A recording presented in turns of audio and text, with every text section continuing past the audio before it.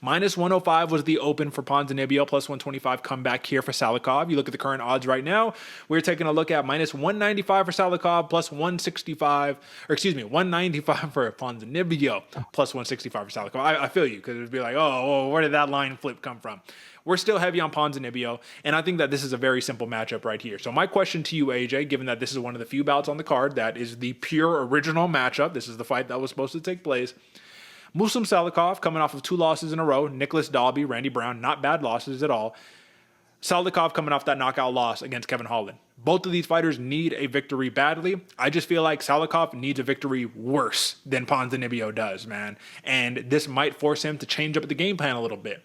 Can a traditional Muslim Salikhov game plan work against Ponzinibbio, given that it's low volume, big, fancy, striking techniques, and then a little bit of grappling? Again, elevation fight, 40 years old. I don't like it. What do you think? I don't like it, Derek. I don't like it, but I mean, at this point, what else is Muslim Salikhov gonna do, right? Like, is the point style fighting karate? You're like a Stephen Wonderboy Thompson style, right? Can Salikhov emulate that and able to keep Ponzinibbio at bay? Because Ponzinibbio is gonna just walk him down, try to beat him up the entire time, and especially with how animated or not eccentric, but like exuberant that Ponzinibbio is. He comes in with a lot of energy. Sure, we've seen him get gassed before, but when he comes in, he provides a lot of power. He has a high fight IQ. So I can see this one being a very interesting match in the fact that they're going to be trying to figure each other out, right? Chess match right here as the fight gets going. But then as it picks up, we're going to see who's actually the hammer and who's the nail going into this one. I think Ponzinibbio, with his pressure, is going to be able to mitigate that distance management that Salikhov needs to have to be able to win. 1.5 rounds, over or under? Over. I think that's my prop lock. No, that's right. Parlay, throwing that one in a parlay. So the odds makers would agree with you right there, right? Minus 220 is the over for 1.5 rounds here, which again, things get a little complicated because if I see an early finish, I actually see it Salikhov knocking out Ponzinibbio, right? If that's the early finish. So would you agree that the fight here really is kind of, it's not the same, but it's kind of similar to Ponzinibbio versus Holland, where you know Ponzinibbio can outpoint him, right, throughout 15 minutes.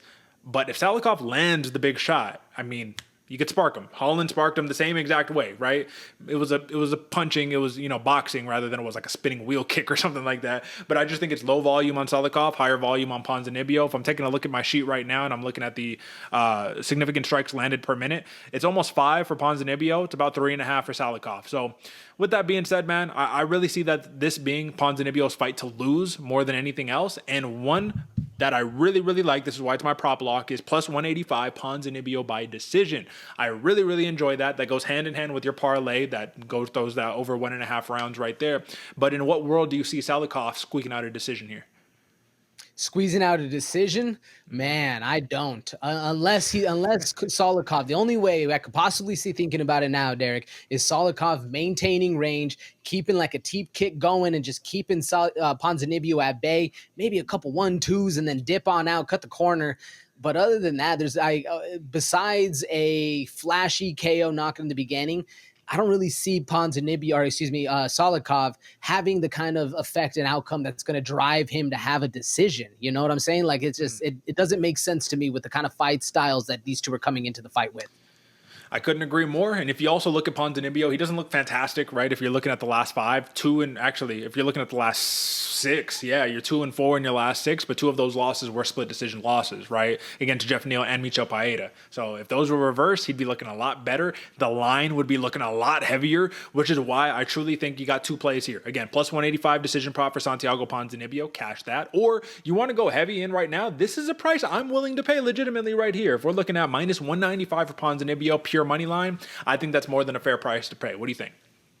I think it's a more than a fair price, especially with how these fighters have had their last couple of fights going. Yeah, I mean, the Kevin Holland KO, it is what it is, but all the other fights that we've seen Ponzinibbio perform, he shows up. Where Salikhov, especially in that Randy Brown fight, man, he just doesn't look like he's there as good as he used to be.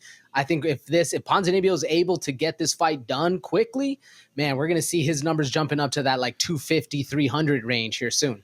And still at, 37 years old right there. So this is going to be a fun matchup. Shout out to the co-main event, but another consensus pick, Santiago Ponzinibbio,